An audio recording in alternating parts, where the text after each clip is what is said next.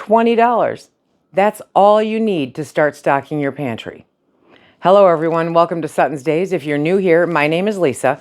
We are all about pantry preparedness. And the fact is, a lot of people are under the misconception that they have to do it all at once, and you can't. Nobody did it all at once. I didn't do it all at once. It takes time to build up a pantry, and that's fine because that's the way it's supposed to be done, intentionally, with some forethought, with some planning, making sure that you're stocking what you and your household actually consume. You don't want to buy stuff that you don't or eat today. That doesn't make sense. You might as well sit at home, save some money, light your dollar bills on fire instead of buying food you're not going to use. I can barter with it. Please. No. Okay. What you're doing is you're stocking a pantry because it's not for the end of the world as we know it. It's for everyday life emergencies. That's what a prepared pantry predominantly is for. That's where you start your preparedness journey. Stocking up what you know you're going to use. And so today we are going to talk about a nice, powerful little strategy, okay? How to stock up $20 at a time. Whether that's $20 a week, every other week, a month, whatever the case may be. But for 20 bucks, I'm going to show you how you can start stocking your pantry today. Why 20 bucks at a time? Where did you pull that out of? Well, you know what? Money's tight. Money is super tight right now for just about everybody. So that's why I picked $20, okay? This method works. It works well. It works for literally anybody. Instead of saying, I'll spend $200 this week, right? Which may feel daunting, completely unmanageable, robbing Peter to pay Paul, okay? You can set a small, achievable budget of $20 or whatever increment, works best for you every time you shop. It can be $10, it can be $5, it can be $50, whatever works for you. But we're going to focus on 20 bucks. Over time, these increments add up, and that's what builds your pantry. Nobody does this overnight. Nobody does it effectively and properly overnight. So this is what we're going to do. You avoid overspending or large shocks to your budget. That's another reason it works. You build consistency because this is a lifestyle. It is not a one and done accomplishment. This is something that you will continue to build on. And one extra $20 line item at each grocery store or 2 extra purchases each month, those add up faster than you may believe that they will. You steadily build your emergency pantry without feeling like it's one big shopping panic. 2020, okay, ring any bells? So this is probably the way that I would recommend that everybody start. Absolutely everybody. From a behavioral standpoint, okay, small, steady steps builds momentum. And when you see that momentum, you're even more encouraged to make cuts where you don't need them so that you can add them onto, stocking your pantry or doing things like that. That once you have that momentum, it's just like, I can do this. It's kind of like losing weight, okay? You could work yourself silly and you go, I only lost a pound, but then you lose 2 pounds and then you lose 3 pounds. And then it builds momentum and it builds confidence and it builds a desire to keep going with it. That's what we're all about. You'll feel good checking off each $20 increment. It will make such a difference. It really will. Also, I think what's especially important today is to avoid any panic buying. It often leads to remarkably poor choices or items that you legitimately won't use, like a bucket of, 72 meals that actually isn't 72 meals and has way too many carbs and way too much sodium of stuff that you really don't like and you never eat. Why would you do that? $20 a week, you can keep going. The important thing is to make sure that you'll actually eat or use what you're storing. It's not there to sit and look at. Not ever is it there to sit and look at. You have to use it. You have to put it into rotation into your normal pantry. Now we're going to talk about how to make a $20 shopping cycle, because we're going to break it down for you, okay? So you want to set your increment. If that's 20 bucks, great. If it's 5, okay, fine. If it's 10, 50, 100, seriously, you pick the number. But for example, I'm saying 20 bucks. Choose whether that's per week, every 2 weeks, or per shopping trip, or per month. Per shopping trip? That's how many people do more than once a week? I know, probably a lot, okay?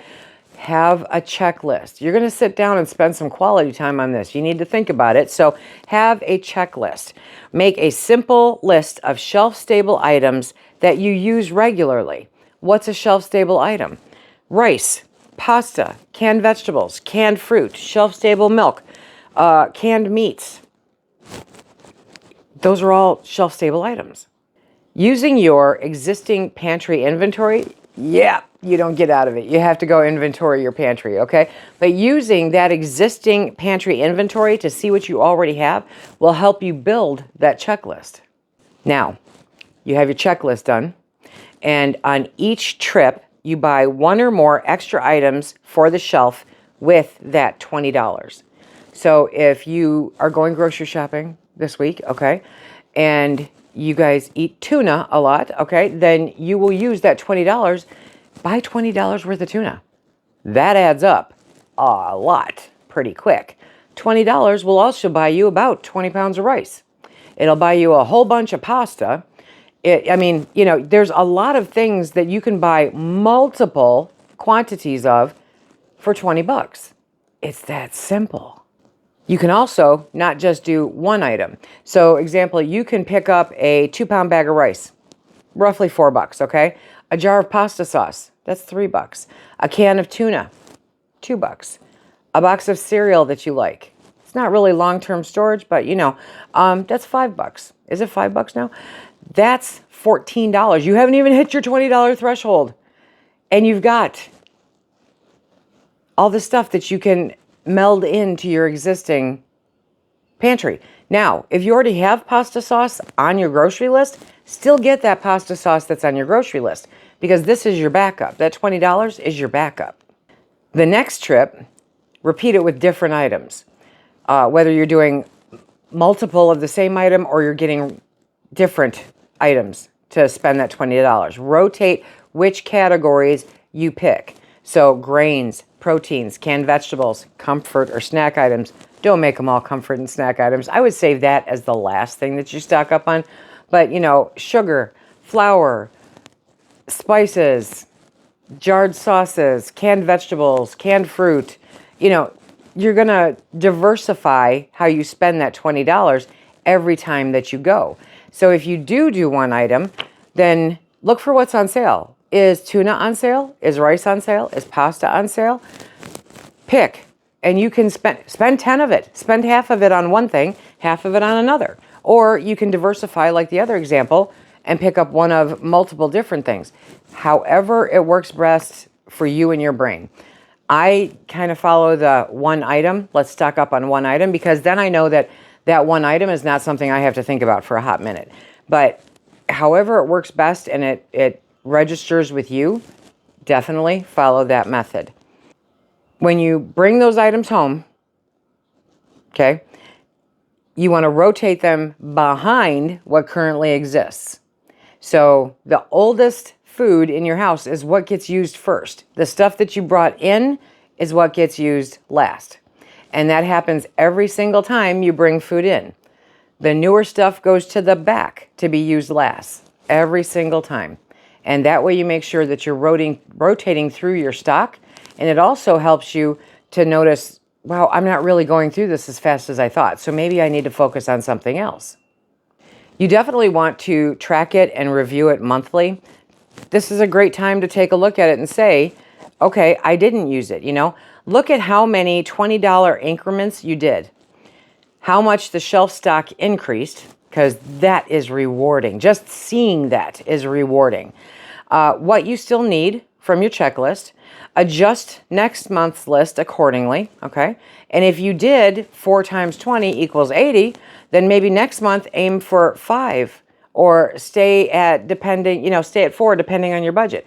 You can manipulate the budget however it works best for you so that you're not completely depleting what you've stocked, but it buys you extra in your budget to be able to maybe purchase more the next week. Or maybe something came up unexpectedly and you don't have as much next month. So you ramp it back a little bit.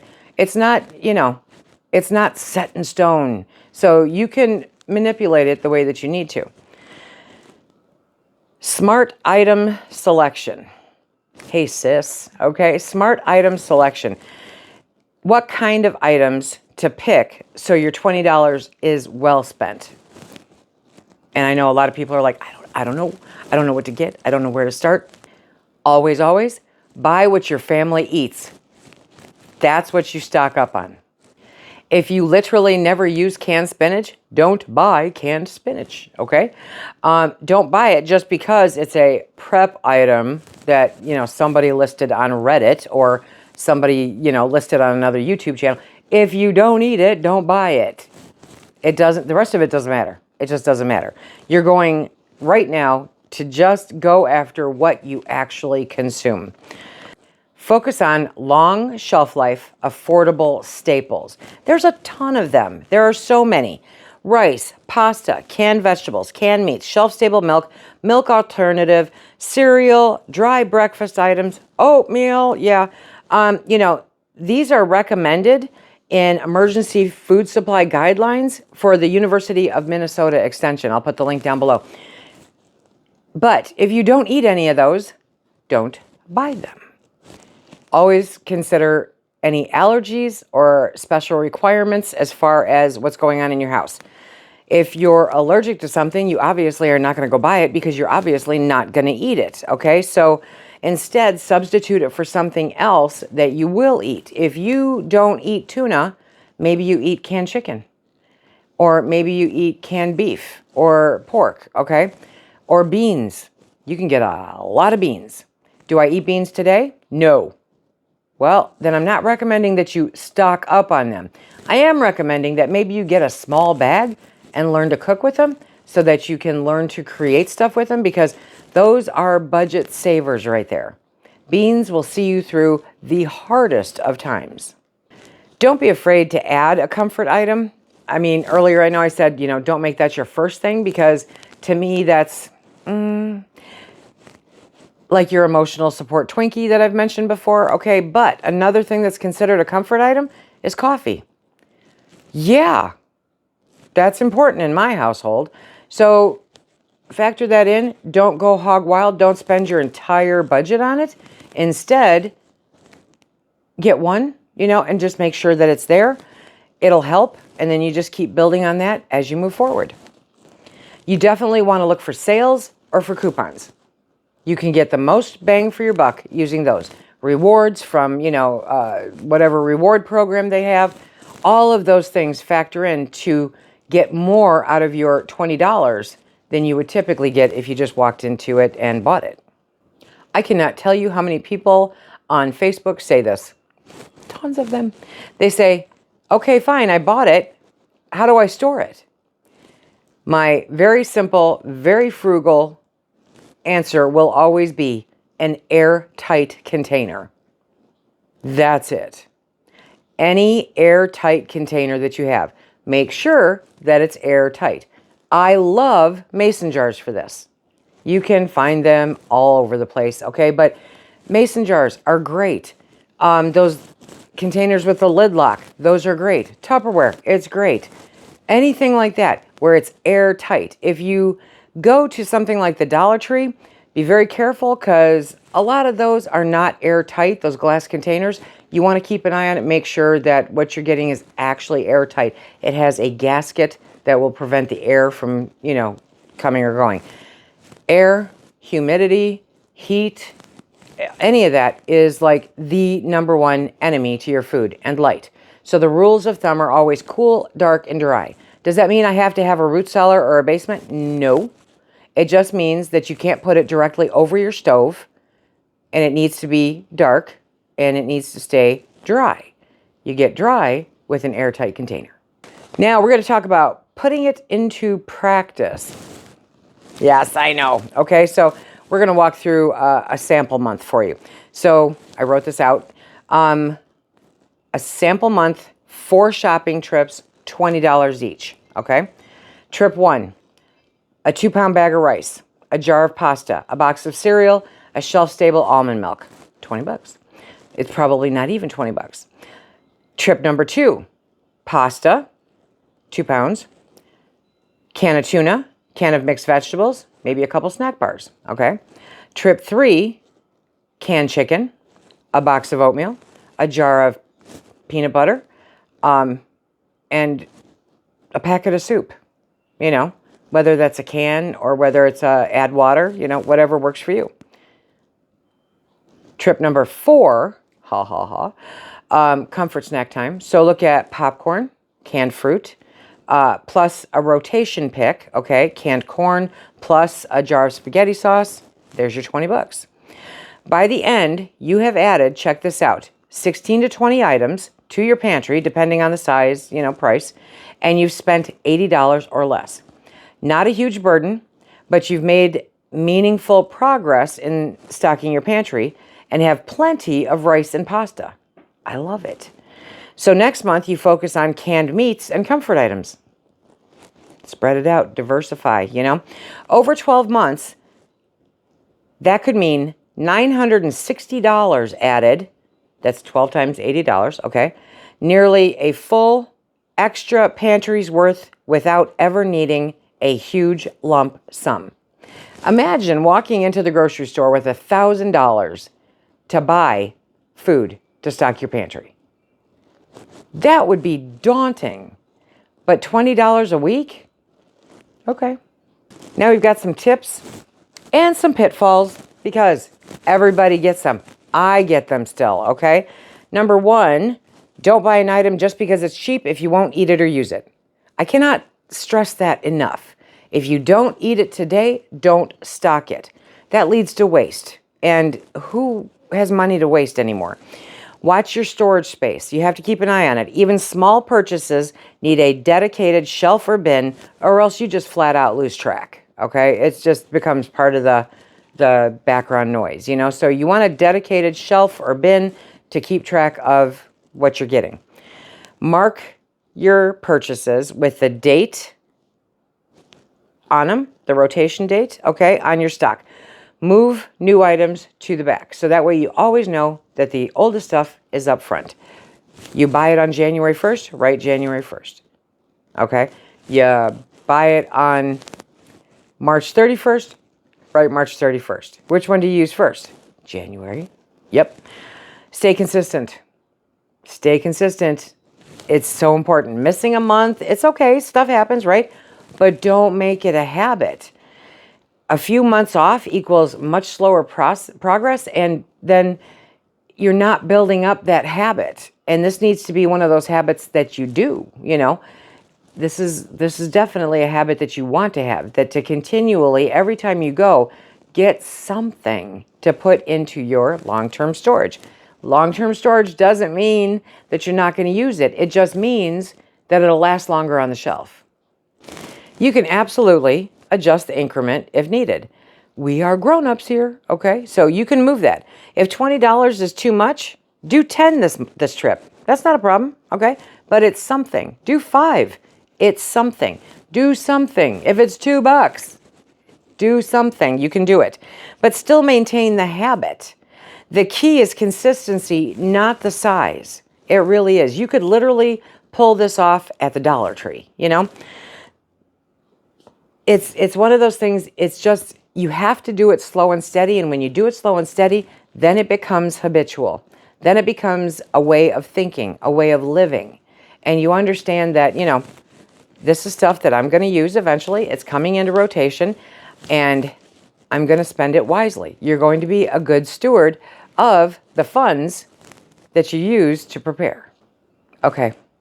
Now I'm going to challenge you, my friends. You can do it. I have all the faith in the world in you. You can do this. Anybody can do this, okay? So I'm challenging you this week to pick one extra item or enough items to equal $20 if that's the amount that, you are going to allocate to this. Yes. He jumped up and I lost my train of thought. For your pantry. Mark it, put it on a shelf, rotate it the next time you shop.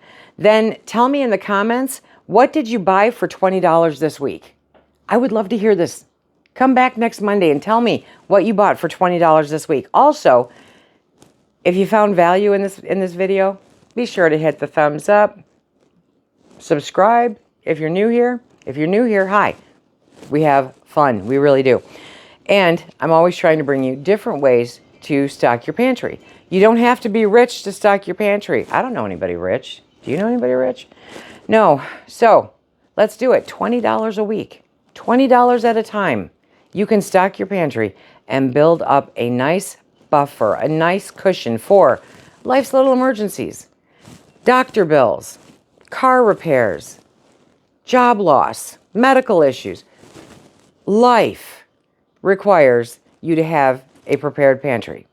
And I hope by now you're figuring that out. Let me know what you're buying with your $20 this week. Now, to be even just a little bit more helpful, I have a checklist for you. It's linked down below. You click on it, it directly downloads to wherever your device downloads. After that, it's up to you to find it. If you are watching me on TV, hi! It's terrifying to think of me on TV. But go onto your phone or your computer or your tablet and download it from there. Again, it downloads to wherever your device automatically downloads to. You can use that to set yourself up for success. I hope that it's helpful. Until next time, everybody, be safe. Keep stacking it to the rafters, my friends.